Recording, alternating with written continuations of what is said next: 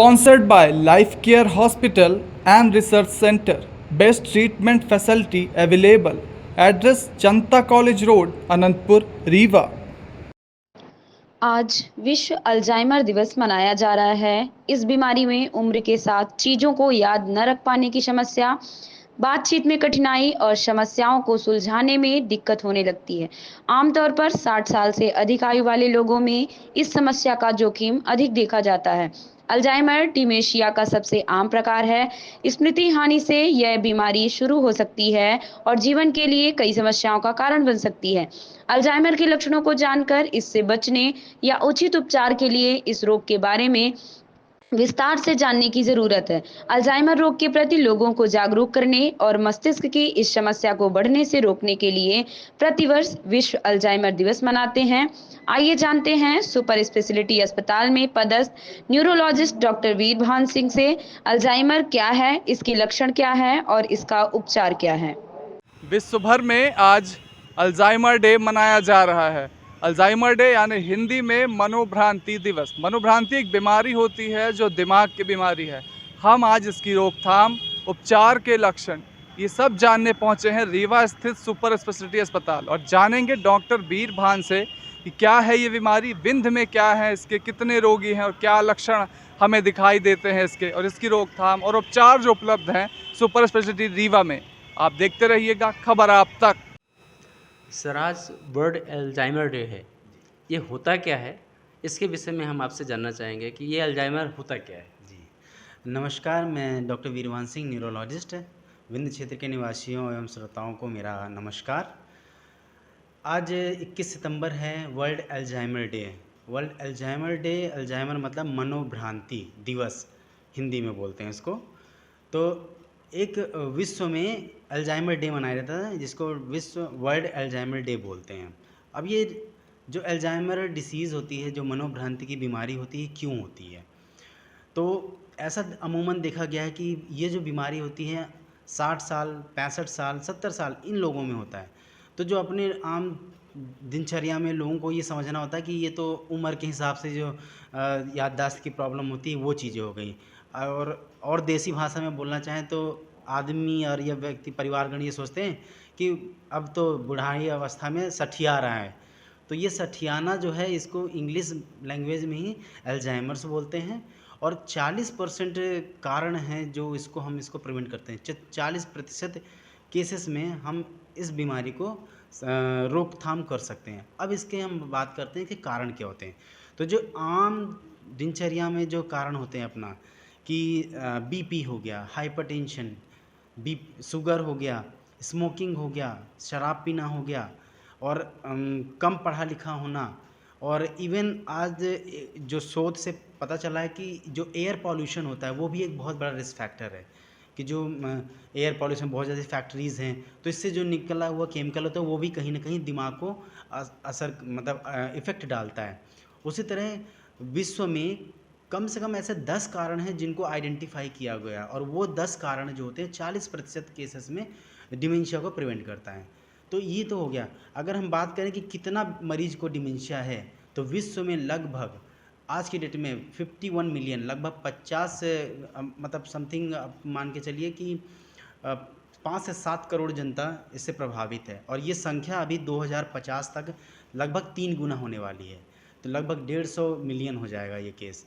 और इंडिया में बात करें तो देश में, अपने इंडिया में अभी की कंडीशन में 5 करोड़ जनता इससे प्रभावित है, और 2050 तक इसका 3 गुना, लगभग 15 से 20 करोड़ जो है इसकी संख्या बढ़ने का कारण है। अब ये संख्या बढ़ क्यों रही है? संख्या बढ़ने का 2 कारण है। एक तो आजकल की जो चीज़ों में मतलब काफ़ी इम्प्रूवमेंट हो रहा है, बहुत सारी बीमारियां खोजी जा रही हैं, तो उससे मरीजों की, जो आदमी की जो लाइफ एक्सपेक्टेंसी है, जो जीने की एक एवरेज आयु वो बढ़ी हुई है। मतलब पहले की तुलना में अभी जो आम व्यक्ति है 70 साल, 65, 75 साल इतनी तक की जीवित रहने का उसका रहता है कि इतने समय तक जीवित रह सकता है वो। तो इस कारण ये जो है हमको टाइम मिला है, उसमें हम ये चीज़ें ज़्यादा डायग्नोस कर पा रहे हैं। तो अब इसमें ये है कि इसको कैसे हम बचा जाएँ, किन चीज़ों से इसको बचाव किया जा सकता है। और बचाव से पहले मैं आता हूँ कि लक्षण क्या होते हैं। तो लक्षण क्या होता है कि जैसे मान लीजिए कि आदमी का अपना दिनचर्या होता है। अल्जाइमर डिसीज़ में सबसे ज़्यादा अगर कोई चीज़ प्रभावित होती है तो वो आपकी लाइफ स्टाइल, एपिसोडिक मेमोरी बोलते हैं, आपकी डेली दिनचर्या में जो चीज़ें आती हैं। मरीज को पुरानी चीज़ें सब याद रहेगा। मरीज आता है, डॉक्टर साहब इनको तो पुरानी चीज़ें सारी याद हैं, अपने दादा परदादा का सारा नाम बताते हैं चीज़ें, लेकिन प्रॉब्लम कहाँ होती है उनकी करंट लाइफ में। सुबह वो उठेंगे, उनका ब्रश कहाँ रखा है उनको पता नहीं चलेगा, उनका टूथपेस्ट कहाँ लगा है वो नहीं पता चलेगा, चप्पल ढूंढने जाएंगे, चीज़ें बार बार घुमा देंगे, चाबियाँ रखी कहीं पे ढूंढते फिर रहे हैं यहाँ वहाँ, बार बार क्वेश्चन पूछना है। अगर कोई आपसे व्यक्ति मिल के गया, थोड़ी देर पूछेंगे अच्छा बहुत दिन से वो नहीं आया है, और जबकि वो मिल के गया है आपसे। इस तरह के सवाल। दवाइयाँ जैसे खाने का होता है तो दवाइयाँ बार बार उसका खुराक भूल जाएंगे कि मतलब आप काउंटिंग करोगे कि 20 दिन की दवाई लेके आया था, 5 ही दिन खाया, 15 दिन मरीज ने खाया नहीं, तो उसमें ये भी तो याददाश्त की प्रॉब्लम आती है। जैसे कोई ये व्यापारी गण होते हैं, तो व्यापारी गण का सबसे इंपॉर्टेंट चीज़ होता है कैलकुलेशन, हिसाब रखना। तो हिसाब में गड़बड़ी करना, मतलब किसी को 10 रुपये देना है तो वो 8 रुपये दे देंगे, या किसी को 10 रुपये की जगह 50 रुपये दे देंगे। तो ये हिसाब में गड़बड़ी आ जाना, उनके डेली दिनचर्या में प्रभाव आ जाना, ये इसके माइनर लक्षण होते हैं। जब ये हम इसको शुरुआती में मतलब इसका इलाज नहीं कराते तो ये बढ़ के बीमारी कहाँ जाती है कि फिर मरीज़ जो है ना वो घर से निकल के घूमता रहेगा इधर उधर, उसको वापस से घर आने में प्रॉब्लम होगा, फिर पड़ोस वाले उसको घर पहुँचाएंगे कि ये आपकी दादी, ये आपकी पिताजी यहाँ घूम रहे थे, मैं इनको लेके आ रहा हूँ। तो ये दूसरा स्टेज का लक्षण होता है। और तीसरे स्टेज में क्या हो जाता है कि मरीज़ जो होता है वो अपने परिवारगणों को भी पहचानना भूल जाता है और कपड़ों में ही मलमूत्र करना स्टार्ट कर देता है, तो वो ये एडवांस स्टेज हो जाती है। अगर एक बार किसी को डिमेंशिया डेवलप हुआ, अल्जाइमर डिमेंशिया मतलब डेवलप हुआ, तो उसमें ये माना जाता है कि नेक्स्ट 7 से 8 साल में उस मरीज़ की मृत्यु हो सकती है। तो उसकी लाइफ एक्सपेक्टेंसी जो है आपकी 10 साल मिनिमम, एक बार डायग्नोसिस स्टार्ट होने से। तो हम इन छोटी छोटी चीज़ों को इग्नोर ना करें कि हम ये ना समझ लें कि मरीज को उम्र के हिसाब से सठियापन आ रहा है। एक बार डॉक्टर से ज़रूर संपर्क करें, इसका चिकित्सीय परामर्श लें कि ये ऐसा हो क्यों रहा है, ठीक है। तो छोटी छोटी चीज़ें, मिस्टेक करना, कैलकुलेशन मिस्टेक करना, बार बार चीज़ों को पूछना, और ये कौन आया, ये कैसे हुआ, ये चीज़ों का, नींद में बड़बड़ाना कई बारी होता है।